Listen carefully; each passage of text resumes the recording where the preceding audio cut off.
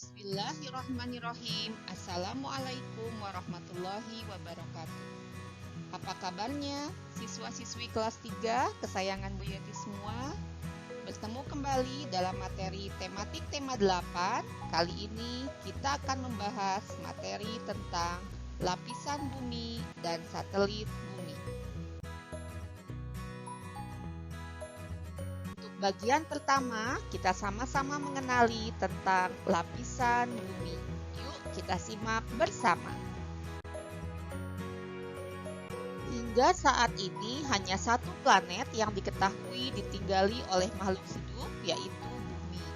Selain karena terdapat air, bumi juga memiliki lapisan atmosfer yang melindungi kita dari paparan radiasi matahari, sehingga suhunya aman bagi makhluk hidup. Karenanya, kita bisa menjalankan aktivitas kita sehari-hari di bumi. Tapi, tahukah kalian kalau bumi yang kita tinggali ini terdiri dari berbagai macam lapisan? Pergerakan pada lapisan bumi dapat kita rasakan loh. Contohnya saat terjadi gempa bumi.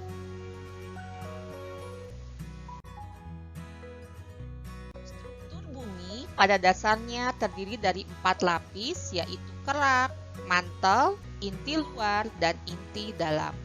Lapisan terluar, yaitu kerak bumi, adalah tempat tinggal bagi makhluk hidup.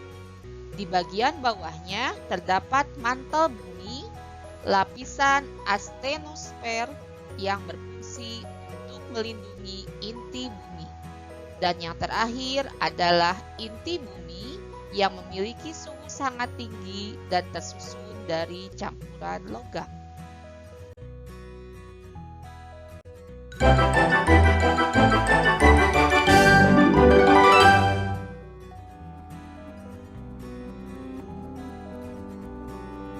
Kita hidup di tempat yang sangat istimewa, yaitu bumi.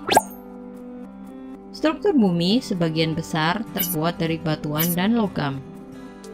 Namun, kamu tahu nggak sih, sebenarnya bumi terdiri dari beberapa lapisan besar. Karena kamu tidak bisa benar-benar sampai ke tengah bumi, Good News Hero akan menjelajah lapisan bumi untukmu. Bumi terbuat dari beberapa lapisan seperti layaknya bawang. 3 lapisan besar bumi itu adalah kerak bumi atau crust, mantel bumi atau mantle, dan inti bumi atau core.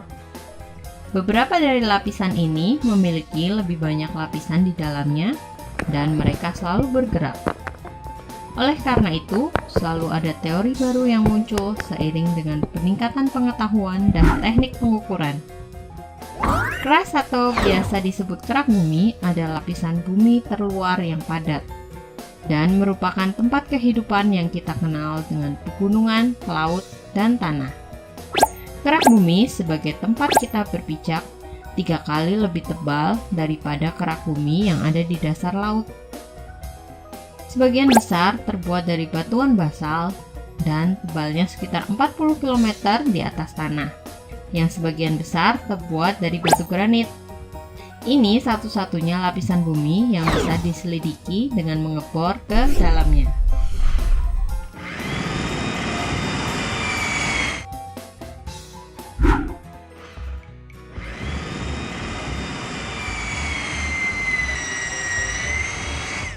Lapisan bumi berikutnya disebut selimut bumi atau mantel.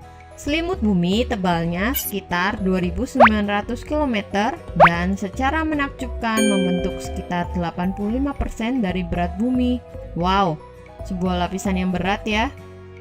Lapisan bumi ini terbuat dari besi, mineral, dan batuan semi padat lainnya yang meleleh dan mengalir di bawah tekanan.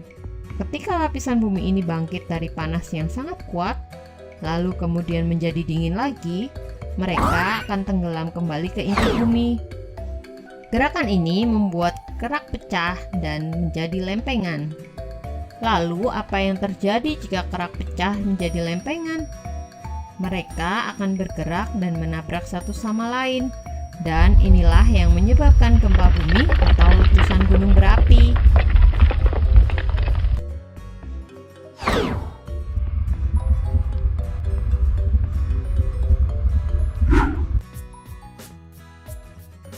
Inti bumi atau core terbuat dari dua lapisan, yaitu inti bagian dalam dan inti bagian luar.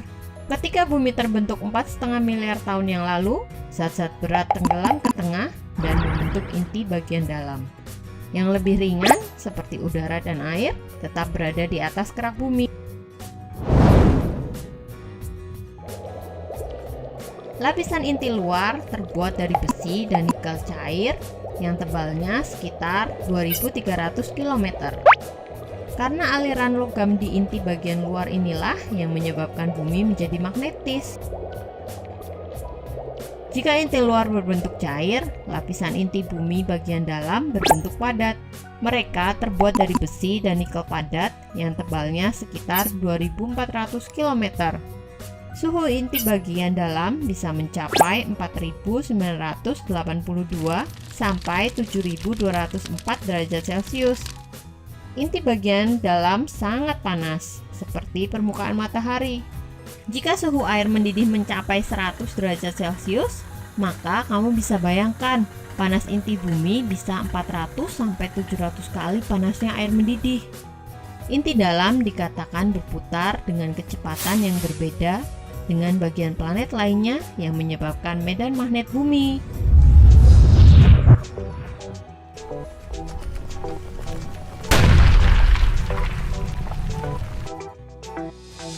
Itulah perjalanan Good News Hero menjelajah lapisan bumi. Jangan lupa komentar di bawah dan bagikan jika kamu suka video ini. Sampai jumpa di petualangan selanjutnya.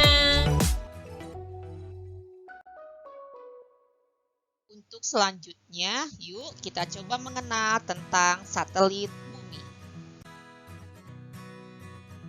Mengutip informasi dari NASA, satelit adalah sebuah objek yang bergerak mengelilingi objek yang lebih besar. Biasanya, istilah satelit digunakan untuk menyebut benda buatan manusia. Mesin-mesin satelit diluncurkan ke luar angkasa, orbit bumi, atau benda-benda di angkasa. Semua planet di tata surya mempunyai minimal satu satelit seperti halnya planet bumi, di mana satelit alaminya bumi adalah bulan. Satelit alami adalah benda langit di luar angkasa yang mengorbit atau mengelilingi benda langit lainnya yang lebih besar dari dirinya. Ada beberapa alasan kenapa bulan disebut sebagai satelit alami bumi. Yang pertama, bulan adalah satu-satunya benda langit terdekat dengan bumi. Kemudian yang kedua, adanya bulan yang mengorbit atau mengelilingi bumi secara alami. Dan yang ketiga, bulan bukanlah buatan manusia. Berikut ini beberapa fakta tentang bulan yang bisa kalian ketahui. Pertama, bulan mengelilingi bumi dengan kecepatan rata-rata 1 km per detik. Waktu sekali orbit adalah 27,1/3 hari. Yang kedua, bulan tidak bisa menghasilkan cahaya sendiri. Bulan memantulkan cahaya matahari. Yang ketiga, fase bulan atau siklus bulan adalah waktu yang diperlukan bulan untuk berubah dari tampak sangat terang dan bulat atau kita sebut dengan bulan purnama menjadi sangat kecil dan tipis, lalu kembali menjadi cerah dan bulat kembali. Dan yang terakhir, bulan tampak seolah bergerak dari timur ke barat. Sebenarnya, bulan mengorbit bumi dari arah barat ke timur. Berikut ini adalah gambar dari fase-fase bulan.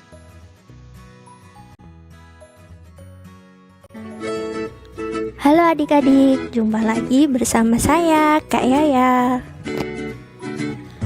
Apa kabar hari ini adik-adik? Semoga kalian sehat dan semangat selalu.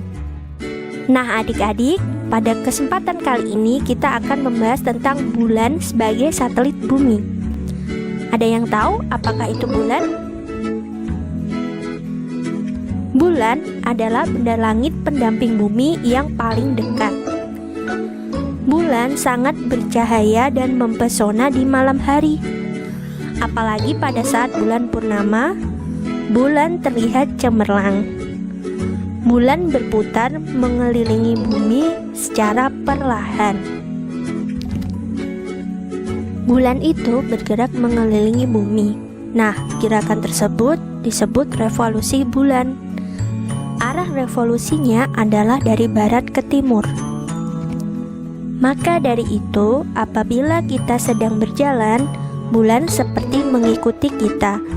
Bulan mengelilingi bumi selama 29,5 hari. Bulan berukuran hampir seperempat ukuran bumi. Di permukaannya terdapat bagian-bagian yang gelap dan luasnya hampir menyerupai laut. Oleh sebab itu disebut mare, bahasa Latin untuk laut. Nah, bulan merupakan salah satu satelit alami yang dimiliki bumi. Bulan tidak memancarkan cahaya sendiri, melainkan cahayanya berasal dari pantulan sinar matahari. Permukaan bulan sangatlah kasar dan berkelok-kelok. Orang yang pertama menginjakkan kakinya di bulan adalah Neil Armstrong. Kalian kenal bukan siapa dia? Nah, pada peristiwa masuknya bulan pada daerah bayang-bayang bumi disebut gerhana bulan. Nah, adik-adik, itulah bulan sebagai satelit bumi. Semoga bermanfaat ya. Sampai jumpa.